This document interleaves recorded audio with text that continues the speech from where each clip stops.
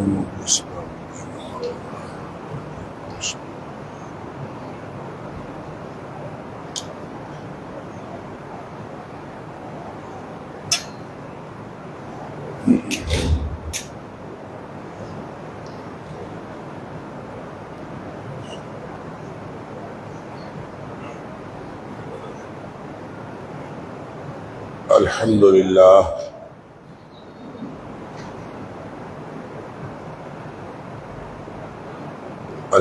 لله نحمده ونستعينه ونستغفره. الحمد لله نحمده ونستعينه ونستغفره ونؤمن به ونتوكل عليه ونعوذ بالله من شرور أنفسنا ومن سيئات أعمالنا. من يهده الله فلا مضل له ومن يضلل فلا هادي له. وأشهد أن لا إله إلا الله وحده لا شريك له. وأشهد أن محمدا عبده ورسوله صلى الله أرسله بالحق بشيرا ونذيرا بين يدي الساعة. فمن يطع الله ورسوله فقد رشد واهتدى. ومن يعص الله ورسوله فقد ضل وغوى. فإنه لا يضر إلا نفسه ولا يضر الله شيئا. نسأل الله ربنا أن يجعلنا ممن يطيعه ويطيع رسوله ويتبع رضوانه ويجتنب سخطه. فإنما نحن به وله. أما بعد فإن خير الحديث كتاب الله وخير الهدي هدي محمد صلى الله عليه وآله وسلم.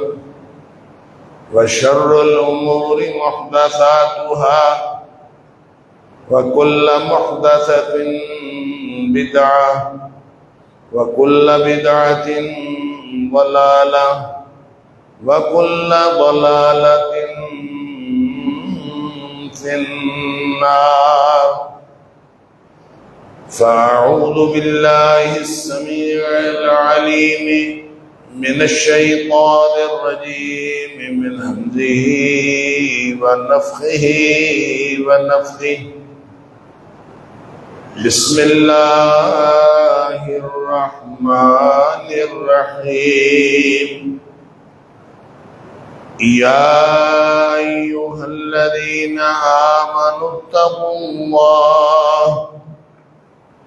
يا أيها الذين آمنوا اتقوا الله ولتنظر نفس ما قدمت لغد واتقوا الله إن ان اللہ خبیر بما تعملون۔ اے ایمان والو، اے ایمان کا دعویٰ کرنے والو، ڈر جاؤ اللہ سے اور دھیان کرو کہ تم نے اپنے لیے آگے کیا بھیجا ہے، اور ہر جان اس بات کا دھیان کرے کہ اس نے آگے کے لیے کیا بھیجا ہے۔ واتقوا اللہ، اور اللہ سے ڈرتے رہو، ان اللہ خبیر بما تعملون، بے شک اللہ تعالیٰ خوب خبر رکھنے والا ہے جو اعمال تم نے کیے ہیں یا جو تم کر رہے ہو۔ صدق اللہ العظیم۔ اللہ کریم نے رمضان المبارک جیسا عظیم مہینہ ہم سب کو عطا فرمایا، نیکیاں کرنے کا موقع اور برائیاں ترک کرنے کا موقع۔ قرآن کا مہینہ قرآن سے تعلق اور لگاؤ پیدا کر لینے والا مہینہ، غمخواری کا مہینہ، شہر المواسات، کہ لوگوں کے ساتھ ہمدردی اور غمخواری، اس طرح کے تعلقات پیدا کر لیے جائیں۔ پھر ماہ غفران، اپنی مغفرت کروا لینے کا مہینہ، اور اگر کوئی شخص اس میں اپنی مغفرت نہیں کروا سکا، مہینہ پورا گزر گیا، اللہ اکبر، نبی اکرم صلی اللہ علیہ وسلم فرمایا جس کو رمضان کا مہینہ ملا فلم یغفر لہ، اور اس کی مغفرت نہیں کی گئی، اس سے ایسے کام نہیں ہوئے، اس نے رمضان کے اندر اس موقع سے فائدہ نہیں اٹھایا، اللہ اکبر، فرمایا ابعدہ اللہ، اللہ تعالیٰ اس کو اپنی رحمت سے دور کر دیتا، اور اللہ سے اپنی رحمت سے دوری کی کیفیت کا نام لعنت ہوتا، وہ اللہ تعالیٰ اس کے اوپر لعنت کرتا۔ یا پھر فرمایا شقی، بڑا بدبخت ہے وہ شخص جس کے اوپر رمضان آیا اور اس نے رمضان کے اندر اپنی مغفرت نہیں کروائی، اللہ اکبر۔ سوچنے کی بات یہ ہے کہ رمضان سے جتنا بھی تعلق قائم ہوا وہ کم تھا یا زیادہ تھا، اور رمضان کی وجہ سے نیکی کے ساتھ جتنا بھی تعلق قائم ہوا وہ کم تھا یا زیادہ تھا، برائی کے ترک کرنے کے حوالے سے جو بھی طرز عمل بنا وہ کم تھا یا زیادہ تھا، کیونکہ موقع تھا نا، سارے ماحول کو کنڈیوسو اور ماحول کو فیوریبل بنا دیا گیا تھا کہ سارا ماحول نیکی کے لیے سازگار تھا اور برائی کو چھوڑنے کے لیے سازگار تھا۔ باقی 11 مہینے میں جتنا نیکی کرنے کے مواقع ہوتے ہیں سب سے زیادہ اس مہینے کے اندر نیکی کرنے کے مواقع ہوتے ہیں، اور جتنا برائی ترک کرنے کے مواقع باقی دنوں میں ہوتے ہیں اس مہینے میں سب سے زیادہ برائی ترک کرنے کے مواقع ہوتے ہیں۔ اس کی وجہ یہ ہے کہ یہ جو نفس ہے نا، انسانی نفس، یہ ہمیشہ برائی کی طرف جاتا ہے، ڈھلان برائی کی طرف ہے، نیکی کی طرف اونچان ہے، نیکی کی طرف محنت کرنی پڑتی، نیکی کی طرف جانے کے لیے نفس کو لگام دینی پڑتی، اس کو روکنا پڑتا ہے۔ یہ اپنی مرضی سے اگر آپ اس کو کھلا چھوڑ دیں تو یہ کبھی اوپر کی طرف نہیں جاتا، ہمیشہ نیچے کی طرف جاتا، لہذا اس کو کھلا تو کبھی بھی نہیں چھوڑنا۔ وَأَمَّا مَنْ خَافَ مَقَامَ رَبِّهِ وَنَهَى النَّفْسَ عَنِ الْهَوَىٰ فَإِنَّ الْجَنَّةَ هِيَ الْمَأْوَىٰ، جو شخص اپنے رب کے سامنے کھڑا ہونے سے ڈر گیا، اس کو یہ خوف لاحق ہو گیا کہ میں اپنے رب کے سامنے کھڑا ہوں گا تو میں کیا جواب دوں گا، تو اس کے بعد سب سے پہلا کام وہ یہ کرتا ہے کہ اپنے نفس کو لگام دے لے، بس اب آئندہ تیری بات نہیں ماننی، میں نے اللہ کی بات مانی۔ جس نے یہ کر لیا یہی تو امتحان تھا، اور وہ اس امتحان میں کامیاب ہو گیا۔ فرمایا فَإِنَّ الْجَنَّةَ هِيَ الْمَأْوَىٰ، اس کا ٹھکانہ جنت کے علاوہ کوئی اور ہو ہی نہیں سکتا۔ لیکن اس خاص مہینے کے اندر اللہ کریم نے ایسا ماحول بنا دیا جس کو جنتی ماحول کہنا چاہیے، نیکی کا سازگار ماحول بنا دیا، جس کی ڈسکرپشن یہ ہے، جس کی وضاحت یہ ہے، پورا مہینہ آپ سنتے رہے کہ جنت کے دروازے کھول دیے جاتے ہیں، جہنم کے دروازے بند کر دیے جاتے ہیں۔ بلکہ ایک حدیث کے اندر آتا ہے کہ جنت کے دروازے کھول دیے جاتے ہیں وَلَمْ يُغْلَقْ مِنْهَا باب، جنت کے دروازوں میں سے ایک بھی دروازہ بند نہیں رکھا جاتا۔ وَغُلِّقَتْ أَبْوَابُ النَّارِ، جہنم کے دروازے بند کر دیے جاتے ہیں وَلَمْ يُفْتَحْ مِنْهَا باب، جہنم کا ایک بھی دروازہ کھولا نہیں رکھا جاتا۔ اس کا مطلب کیا ہے؟ اس کا مطلب یہ ہے کہ وہ جو جہنم کی طرف پھسلانے والے مواقع تھے وہ کم سے کم ہو گئے، کیونکہ اس کو جب آپ کھلا چھوڑیں گے، وہ جو نبی پاک صلی اللہ علیہ وسلم کی حدیث ہے کہ آپ نے فرمایا حُجِبَتِ النَّارُ بِالشَّهْوَاتِ وَحُجِبَتِ الْجَنَّةُ بِالْمَكَارِهِ، جو جہنم کے گرد باڑ کی گئی ہے نا، وہ مرغوبات نفس کی باڑ ہے۔ جو باتیں دل کو اچھی لگتی ہیں، انسان دل کے پیچھے چلتا رہے، جو مزاج یار میں آئے، جو دل کیا وہ کر لیا، جو خواہش ہوئی وہ کر لیا، جو خواہش ہوئی وہ کھا لیا، جہاں خواہش ہوئی بیٹھ رہے، جو خواہش ہوئی وہی عمل کیا، تو فرمایا کہ یہ جہنم کی طرف لے جاتا ہے۔ اس لیے کہ یہ جو خواہشات نفس ہیں، مرغوبات نفس ہیں، دل کو اچھی لگنے والی چیزیں، یہ ساری جہنم کے گرد۔ حُجِبَتِ النَّارُ بِالشَّهْوَاتِ وَحُجِبَتِ الْجَنَّةُ بِالْمَكَارِهِ، جنت کے گرد جو باڑ کی گئی ہے وہ الگ ہے، وہ ان امور کی باڑ ہے جو بالعموم دل کو اچھے نہیں لگتے، جس پر دل کو مجبور کرنا پڑتا ہے، دل اپنی مرضی سے عام طور پر اس طرف نہیں جاتا۔ اللہ اکبر، وہ سارے جنت کے گرد باڑ ہے۔ اب اللہ نے اس مہینے کے اندر جنت کے سارے دروازے کھول دیے، جہنم کے سارے دروازے بند کر دیے۔ کیا مطلب؟ کہ اس مہینے میں یا تو مرغوبات نفس میں کمی آ جائے گی، یا پھر مرغوبات نفس جو ہیں ان کے اوپر انسان عمل نہیں کر سکے گا، اور جتنا نیکی کا موقع اس مہینے میں ملے گا کہ یہ جنت کے قریب ہو جائے اور جہنم سے دور ہو جائے، وہ کسی اور مہینے میں نہیں ملے۔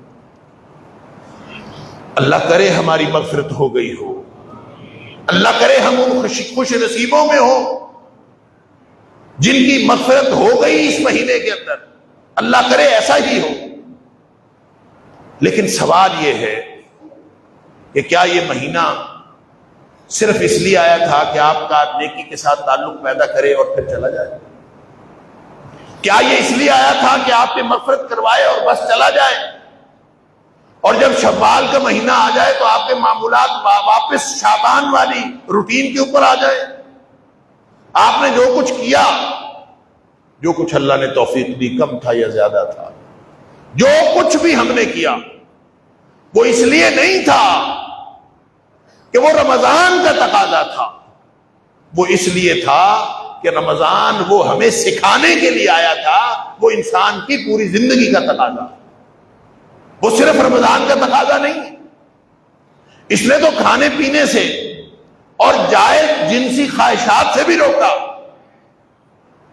کیونکہ اب تو سازگار ماحول ہے نا، سازگار ماحول میں تھوڑا وزن زیادہ ڈال دینا تو کام چل جاتا ہے،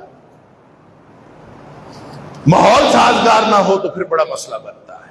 تو سازگار ماحول میں وزن اتنا ڈالا کہ خاص وقت تک کے لیے تم نے کھانا پینا بھی نہیں ہے، حلال کھانا پینا بھی چھوڑ دو اور حلال جنسی تعلقات بھی چھوڑے۔ الحمدللہ اللہ نے توفیق عطا فرمائی، اور ان دنوں میں چونکہ ماحول سازگار ہوتا ہے لہذا بڑا آسان ہوتا ہے، الحمدللہ کیا۔ لیکن کیا خیال ہے، اس کا تعلق رمضان کے ساتھ تھا؟ رمضان تو سکھانے آیا تھا، آپ کے دل میں ایمان کی جوت جگانے آیا تھا. یہ تو اس لیے آیا تھا کہ آپ کی قوت عمل کو تحریک دے دی جائے, آپ کے ایمان کی بھٹی کو گرما دیا جائے.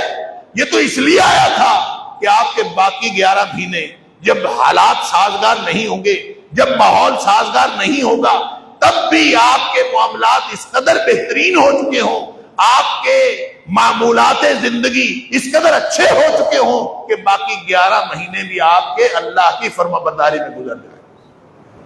اور باقی 11 مہینے جب حالات سازگار نہیں ہوں گے تب بھی آپ اللہ کی نافرمانی سے بچے رہیں. یہ تو اس لیے آیا, اس نے سکھایا ہے, اس نے کروایا نہیں ہے, اس نے سکھایا. اور اگر سکھایا ہے اور ہم سیکھ گئے ہیں تو پھر ہر شخص اپنا اپنا جائزہ لے سکتا ہے. کیا ہمارے معمولات, اللہ اکبر, آج تو بھی 30 رمضان ہے اور ہم اپنے آپ کو 29 رمضان تک کی جو عمل کی سرگرمی تھی اس سے محروم پا رہے ہیں. ابھی تو 30 رمضان ہے, ختم نہیں ہوا اور ہمارے اندر 29 تک کی سرگرمی ختم ہو گئی. بس یہی سیکھا رمضان سے. شوال کی یکم ہوگی تو پھر ہمارے ساتھ کیا ہوگا, تو دیکھ لیجئے. وَلْتَنْظُرْ نَفْسٌ مَّا قَدَّمَتْ لِغَدٍ. اللہ تعالیٰ فرماتا ہے ایمان کا دعویٰ کرنے والوں ڈر جاؤ اللہ سے. وَلْتَنْظُرْ نَفْسٌ مَّا قَدَّمَتْ لِغَدٍ. رمضان میں کیا کیا ہے کیا نہیں کیا یہ نہیں دیکھا جانا, دیکھا یہ جانا ہے کہ رمضان میں جو کیا ہے آگے کیا بھیجا ہے, بچا کے کیا رکھا ہے. میں نے جو پہلا جمعہ رمضان کا پڑھایا تھا اس دن بھی میں نے عرض کیا تھا, جس نے رمضان گزار لیا یہ تو اصل زر ہے. اصل زر وہ آپ کا بچ بھی جائے اس کو منافع نہیں کہتے, کاروباری لوگ جانتے. اصل زر آپ کا بچ بھی جائے یہ منافع نہیں ہوتا. منافع یہ ہوتا ہے کہ آپ کو اصل زر سے زائد چیز کوئی چیز آئے, پھر وہ منافع ہوتا ہے. اگر نیکی کی توفیق ہی نہیں ملی, اگر روزے اور قیام کی توفیق ہی نہیں ملی, اللہ تعالیٰ معاف کرے, اگر نیکیوں میں سرگرمی دکھانے کی توفیق ہی نہیں ملی, صدقہ خیرات میں نبی اکرم صلی اللہ علیہ وسلم کی طرح تیز آندھی بننے کی توفیق ہی نہیں ملی, تو سمجھ لیجیے اصل زر بھی ضائع ہو گیا, اصل زر بھی گیا. اور جس کا اصل زر بھی گیا وہ منافع والا انسان نہیں, وہ تو خسارے والا انسان. اسی لیے فرمایا وَالْعَصْرِ إِنَّ الْإِنسَانَ لَفِي خُسْرٍ. ہر انسان خسارے میں ہے. جس جو وقت کے دھارے کے ساتھ نہیں چلا, جس نے وقت کے ساتھ ساتھ اپنے آپ کو نہیں رکھا. رمضان آیا, رمضان میں جو تقاضا تھا وقت کا اس نے وہ بھی ملحوظ نہیں رکھا, وہ تو خسارے میں ہے. اس کا تو اصل زر بھی گیا. میں بات ان کی کر رہا ہوں جنہوں نے اصل زر بچایا ہے, جن کا خیال یہ ہے میں اور آپ ہم سب ہم امید رکھے ہوئے ہیں اور ہمارا خیال یہ ہے کہ ہم نے اپنا اصل زر بچایا ہے. ہمارا خیال یہ ہے کہ ہم نے رمضان سے بھرپور فائدہ اٹھایا ہے. ہمارا خیال یہ ہے کہ ہم نے رمضان کے اس موقع کو ضائع نہیں ہونے دیا. ہمارا خیال یہ ہے کہ ہم نے روزے پورے رکھے ہیں. ہمارا خیال یہ ہے کہ ہم نے راتوں کو قیام کیا ہے, اللہ قبول فرمائے. ہمارا خیال یہ ہے کہ ہم نے اپنا مقدور بھر صدقہ بھی کیا ہے, صدقہ خیرات بھی کرتے رہے. یا اللہ سب کچھ کیا ہے. تو اس کا مطلب ہے نیکی کا سازگار ماحول تھا, آپ نے نیکی کر لی تو وقت کا تقاضا ہی پورا کیا ہے نا. زائد کیا کیا ہے, بچایا کیا ہے, بچت کیا ہے, سیونگ کیا ہے.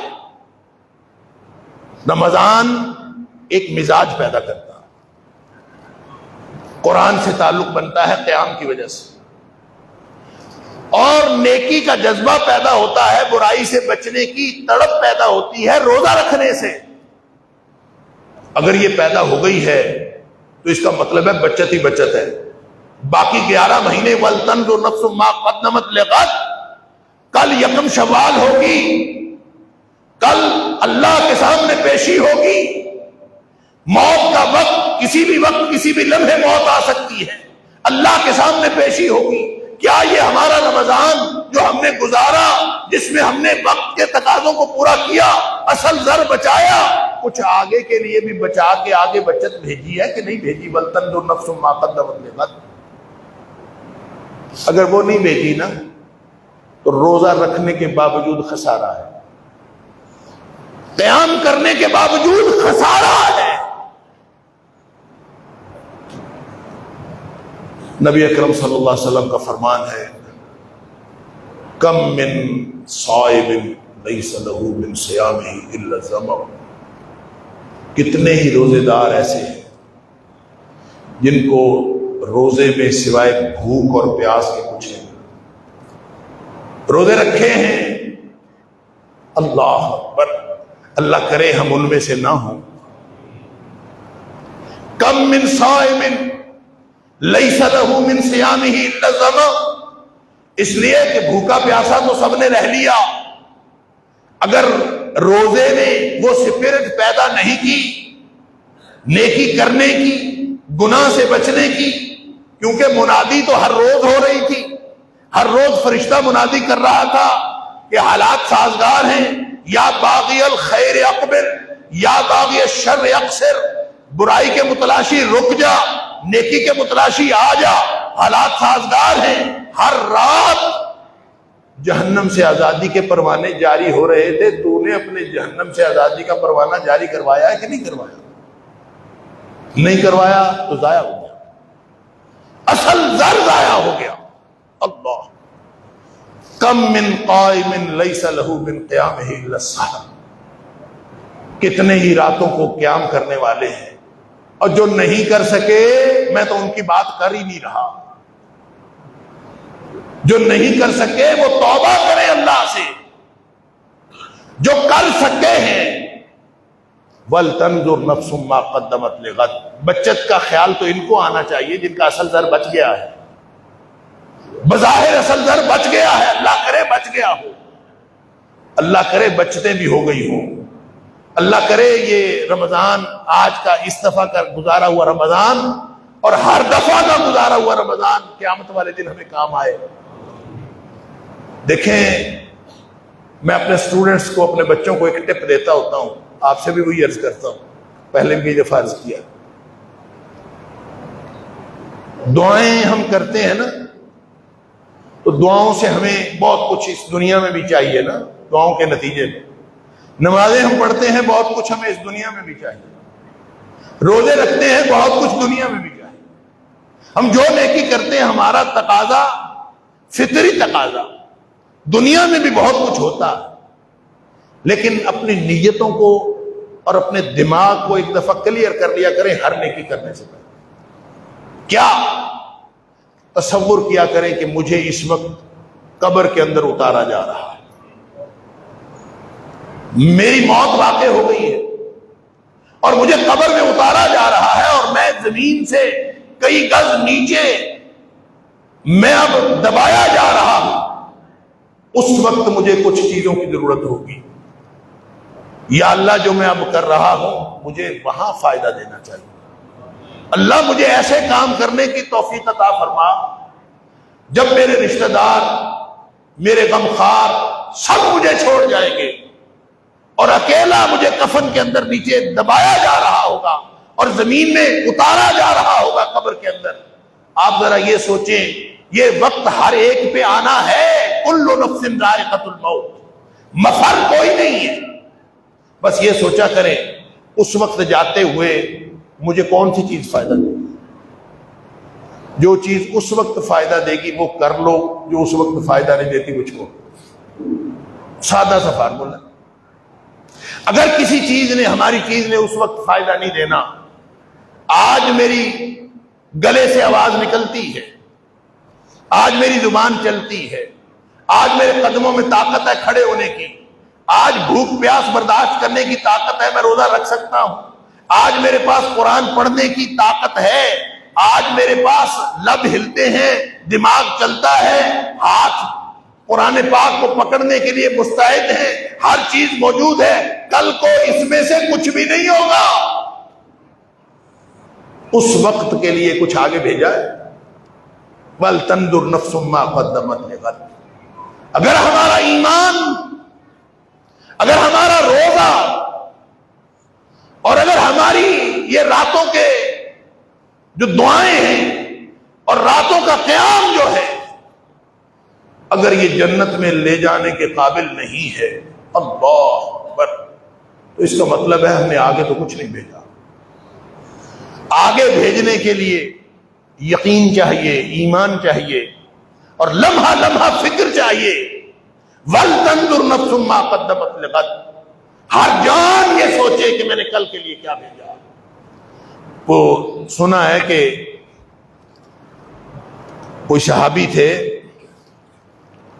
ان کے گھر کا سامان ختم ہو رہا تھا، آہستہ آہستہ کم۔ اس دور میں صحابہ کے گھروں میں ہوتا بھی کیا تھا، جو تھوڑا بہت سامان تھا وہ بھی آہستہ آہستہ ختم ہو رہا تھا۔ کسی دوسرے صحابی نے پوچھا کہ سامان کدھر ہے؟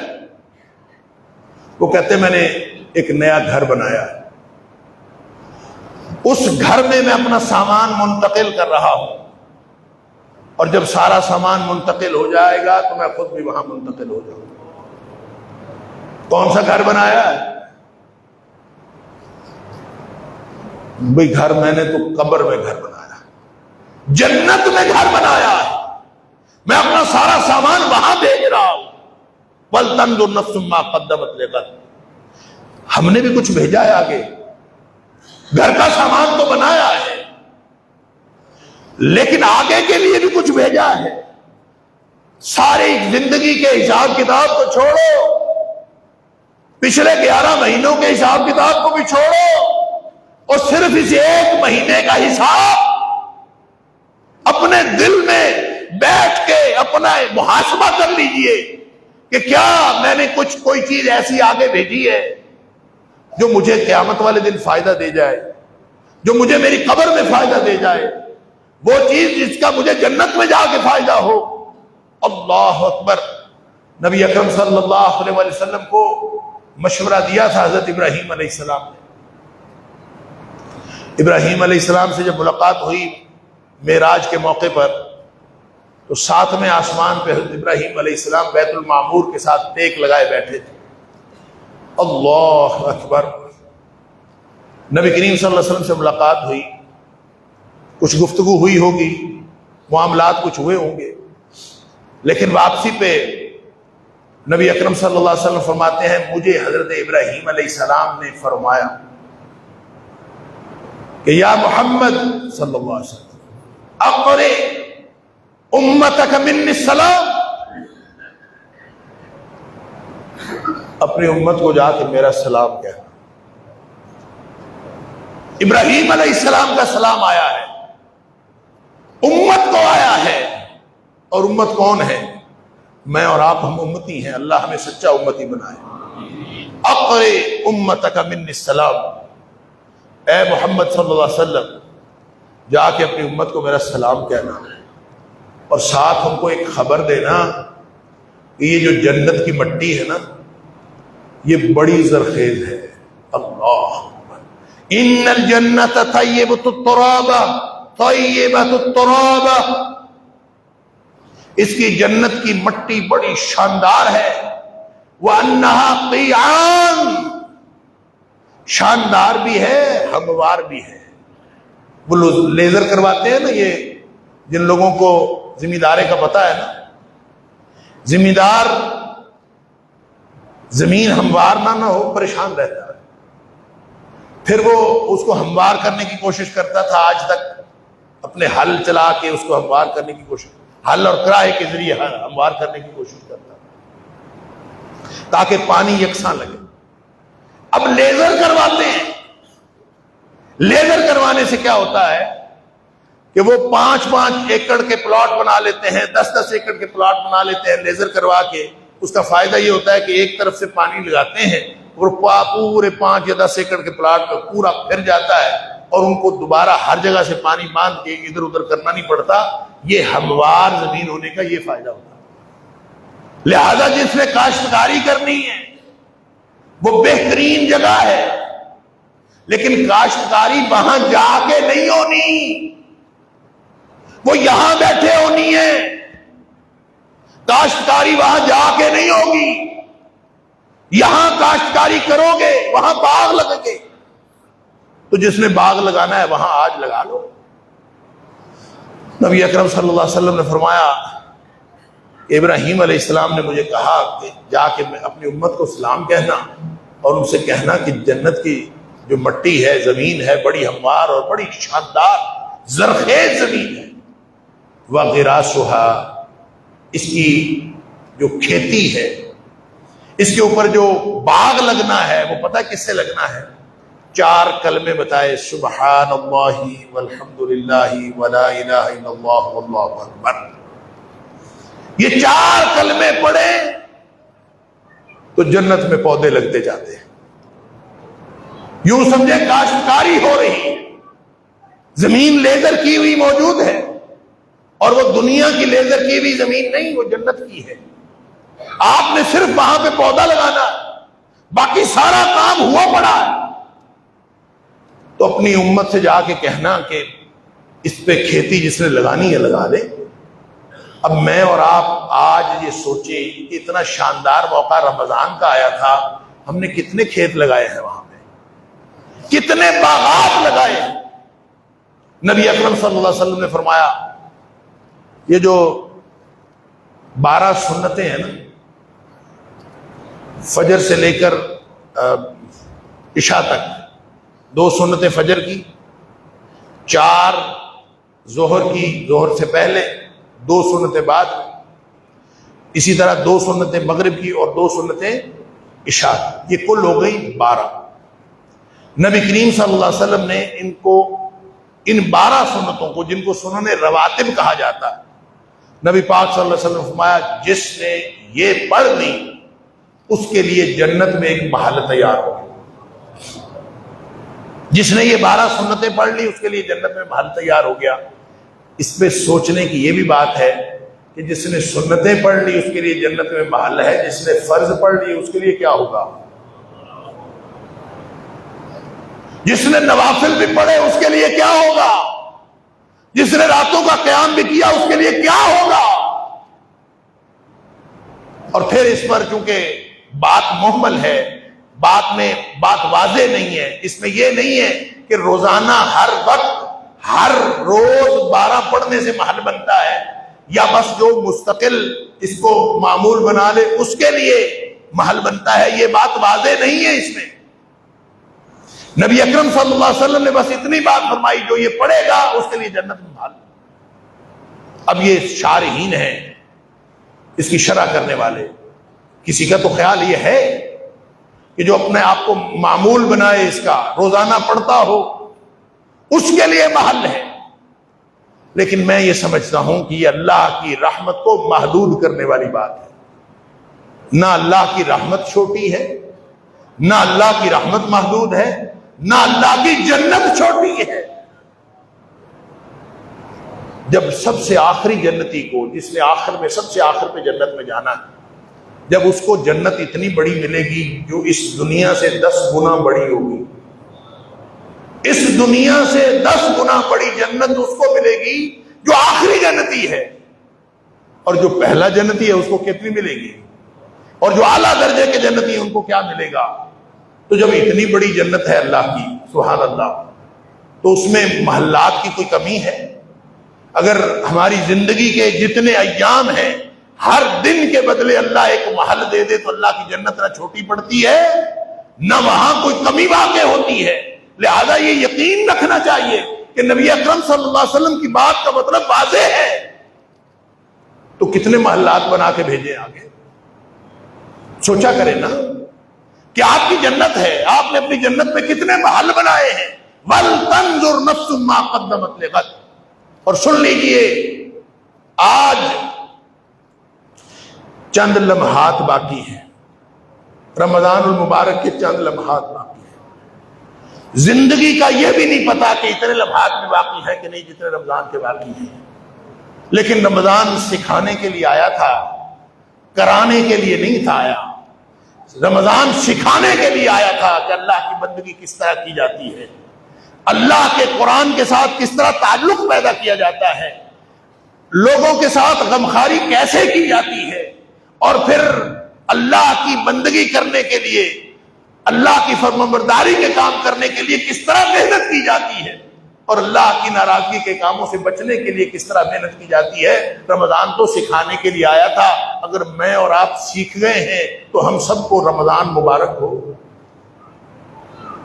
اور اگر نہیں سیکھا تو پھر نبی پاک صلی اللہ علیہ وسلم نے تو واضح طور پر فرما دیا، کم من صائم لیس لہ من صیامہ الا الظمأ، کتنے ہی روزے دار ہیں کہ روزے رکھے ہیں، بھوک پیاس برداشت کی ہے، اور سوائے بھوک پیاس کے ان کے پلے ککھ بھی نہیں۔ کم من قائم لیس لہ من قیامہ الا السحر، کتنے ہی راتوں کو قیام کرنے والے، تراویحیں پڑھنے والے، کوئی کہتا ہے میں نے 600 تراویحیں پڑھی ہیں، کوئی کیلکولیشن کرتا ہے میں نے اتنی پڑھی ہے، میں نے یہ کیا۔ او بھائی، کوانٹٹی کا امتحان نہیں ہے اللہ کے ہاں، حسن عمل کا امتحان ہے، کثرت عمل کا امتحان نہیں۔ لِيَبْلُوَكُمْ أَيُّكُمْ أَحْسَنُ عَمَلًا، تو امتحان ہے کون تم میں سے اچھے عمل کرنے والا ہے، بہترین۔ ایسی 2 رکعتیں، یہ 600 کو چھوڑو، 240 کو بھی چھوڑو، 200-250 کو بھی چھوڑو، 100-200 کو بھی چھوڑو، 40-50 کو بھی چھوڑو، نبی پاک صلی اللہ علیہ وسلم نے فرمایا 2 رکعت اگر کسی نے ایسی پڑھی کہ وضو پورا ہو اور نماز بھی مکمل ہو، اور فرمایا لا یسہو فیہما، 2 رکعتیں ایسی پڑھتا ہے کہ اس میں وہ غافل نہیں ہوتا، اس میں اس کو کاروبار کے خیالات نہیں آتے، اس میں وہ اس بات سے غافل نہیں ہوتا کہ میں کیا پڑھ رہا ہوں، اس کو کبھی اس کی توجہ ادھر ادھر نہیں ہٹتی کہ میں اپنے اللہ سے کیا کہہ رہا ہوں۔ لا یسہو فیہما، 2 رکعت ایسی پڑھ لو، نبی کریم صلی اللہ علیہ وسلم فرمایا غفر لہ ما تقدم من ذنبہ، اس کی گزشتہ ساری زندگی گناہ معاف، اور 2 رکعت سے معاف ہو رہے ہیں۔ ہم 600 کے چکر میں ہیں یا ہزاروں کے چکر میں ہیں، پڑھیں، ہزاروں بھی پڑھیں، سینکڑوں بھی پڑھیں، لیکن ویسے پڑھیں جو رمضان کے بعد بھی ہمارے ساتھ چلے، اس طرح کے پڑھیں جو قبر میں بھی ہمارے ساتھ چلے، جو ہمارے حشر میں بھی ہمارے ساتھ ہو، اور جو پل صراط گزرتے ہوئے اللہ اکبر، اگر قرآن سے دوستی پیدا کر لی ہے نا تو پھر مبارک ہو، یہ بڑا شاندار دوست ہے، دنیا کائنات میں اتنا باوفا دوست نہیں جتنا باوفا دوست قرآن۔ نبی پاک صلی اللہ علیہ وسلم فرمایا، اور میرے صحابیوں قرآن پڑھتے رہا کرو، اقرأ القرآن، قرآن پڑھتے رہا کرو، اس عادت بنا لو، زندگیوں میں شامل کر لو۔ کیوں؟ فرمایا انہ یاتی یوم القیامت شفیعا لاصحابہ، یہ قیامت والے دن اپنے ساتھیوں کی سفارش کرتے ہوئے آئے گا۔ کن کی؟ ساتھیوں کی۔ میں اور آپ ہم سب نے قرآن کو اپنا ساتھی بنا لیا ہے۔ اگر ہم نے قرآن کو اپنا ساتھی بنا لیا ہے، اللہ کی قسم رمضان کا مقصد پورا ہو گیا۔ یہ باوفا ساتھی ہے، یہ نہ قبر میں اکیلا چھوڑتا ہے، نہ حشر میں تنہا چھوڑتا ہے، نہ یہ پل صراط میں اکیلا چھوڑتا ہے، نہ یہ جہنم میں جانے دیتا ہے، یہ جب تک جنت میں اعلیٰ منزل تک پہنچا نہیں جاتا۔ نبی کریم صلی اللہ علیہ وسلم نے فرمایا قرآن کے ساتھی سے کہا جائے گا یقال لصاحب القرآن، جس نے یہاں پکا ساتھ بنا لیا قرآن سے، اس سے کہا جائے گا پڑھتا جا اور چڑھتا جا، اقرا ورتقی، پڑھتا جا اور چڑھتا جا، وَإِنَّ مَنزِلَكَ عِنْدَ آخِرِ آیَةٍ تَقْرَؤُهَا، جہاں تیری آخری آیت مکمل ہوگی، قرآن مکمل ہوگا، وہاں تیرا محل ہے، وہاں تیری جنت ہے۔ لیکن ٹھہر ٹھہر کے پڑھنا، تیز تیز نہ پڑھنا۔ وَرَتِّلْ كَمَا كُنْتَ تُرَتِّلُ فِي الدُّنْيَا، جس طرح ٹھہر ٹھہر کے دنیا میں پڑھتا تھا، کوئی کالی نہیں تھی تمہیں، آج اسی طرح ٹھہر ٹھہر کے موجیں لیتا ہوا آرام آرام سے چڑھتا جا، اور وہاں چڑھنا کوئی پیدل نہیں چڑھنا ہوگا، اللہ نے پتہ نہیں کتنے تیز زینے لگائے ہوں گے، کتنی تیز لفٹیں لگائی ہوں گی، اس پہ اگر آرام آرام کے ٹھہر ٹھہر کے پڑھتا جائے گا تو کتنا بلند محل ہوگا۔ اللہ تعالی ہم سب کو اس بات کی توفیق عطا فرمائے۔ لہذا میں آپ سے اور اپنے آپ سے یہ درخواست کرتا ہوں کہ چاہے ہم نے پورے مہینے سے کچھ سیکھا چاہے نہیں سیکھا، یہ جو چند لمحات باقی رہ گئے ہیں اس میں اللہ سے عہد کر لیں۔ موقع موجود ہے کہ اللہ باقی زندگی قرآن کے ساتھ گزرے گی۔ ایک کام کہ قرآن کو ہر روز، میں اپنے بیٹے سے کہہ رہا تھا کہ میرا بیٹا کوئی کام 24 گھنٹے میں کرنا ہی نہیں ہے، اپنے اوپر پابندی لگاؤ۔ ہم لگا سکتے ہیں پابندی، اپنے اوپر پابندی لگاؤ کہ میں نے کوئی کام 24 گھنٹے میں نہیں کرنا جب تک میں کم از کم ایک رکوع ترجمے کے ساتھ قرآن نہ پڑھ لوں، اور ایک ربع، ایک پاؤ ناظرہ نہ پڑھ لوں۔ جب تک میں یہ نہ پڑھ لوں میں نے کوئی کام کرنا ہی نہیں۔ رمضان ہے، موقع اچھا ہے، اللہ سے بات کر کے تعلق بنا لیجئے۔ آج بن جائے گا تعلق، باقی مہینوں میں چلے گا۔ آج بنا لیں، کل کو چلے گا۔ اور رمضان میں حلال چیزیں، روزے کے ساتھ حلال چیزیں چھوڑنے والوں، اللہ سے وعدہ کر لو، روزے کی حالت میں ہے، اللہ سے وعدہ کر لو، اللہ تو ہمیں باقی مہینوں میں توفیق عطا فرما۔ جیسے ہم نے آج حلال کام چھوڑے، ہم انشاءاللہ ہر قسم کے حرام اور مکروہ اور مشکوک کام سے بچتے رہیں گے۔ اللہ سے یہ وعدہ کر لیں تو انشاءاللہ رمضان ہماری زندگی میں وہ اثر پیدا کر گیا جو اس کے آنے کا مقصد تھا۔ اور اسی طرح جتنی صدقہ خیرات کی ہم نے سرگرمی دیکھی، انفرادی طور پر اور اجتماعی طور پر، اللہ کرے کہ یہ سرگرمیاں بھی باقی رہیں اور لوگوں کی غمخواری کا سلسلہ باقی رہے۔ اگر یہ باقی رہ جائے گا تو اس کا مطلب ہے رمضان کا اثر باقی رہ گیا، اور رمضان کا اثر باقی رہ گیا تو امید لگ جائے گی انشاءاللہ ہماری قبر قیامت حشر بہترین ہو جائے گا، اور اللہ تعالیٰ ساری مشکلات سے بچا کے ہمیں جنت الفردوس میں لے جائیں گے۔ اسی کی فکر کرنے کی ضرورت ہے۔ وَلْتَنْظُرْ نَفْسٌ مَا قَدَّمَتْ لِغَدٍ، یہ محاسبہ کرنے کے لیے کہ میں نے کل کے لیے کیا بھیجا ہے۔ ابھی بیٹھ جائیں، جمعے کا دن ہے، نبی کریم صلی اللہ علیہ وسلم نے فرمایا جمعے والے دن ایک ساعت الاجابہ ہے، ایک قبولیت کی گھڑی ہر جمعے کو ہوتی ہے، اور علماء کا خیال ہے کہ وہ جو قبولیت کی گھڑی ہے نا وہ عصر سے لے کر مغرب تک ہوتی ہے۔ لہذا ظہر سے لے کر عصر تک کا وقت بھی موجود ہے، عصر سے مغرب تک کا بھی موجود ہے۔ اللہ ہمیں ہماری زندگی بھی مہلت دے دے، ہمیں توفیق بھی عطا فرما دے۔ بیٹھ جائیے اللہ کے دربار میں، اللہ وہ نیکی عطا فرما جو جنت تک ہمارے ساتھ چلے، اللہ قرآن کا وہ ساتھ عطا فرما جو جنت الفردوس کی اعلیٰ منزلوں تک ہمارے ساتھ چلے۔ بیٹھ جائیں، اللہ سے مانگ لیں۔ ہو سکتا ہے کہ ہم ان آخری لمحات میں بھی اگر اللہ کے سامنے نمازیں نہیں پڑھتے، زندگی گزر رہی ہے، کیا جنت مل جائے گی؟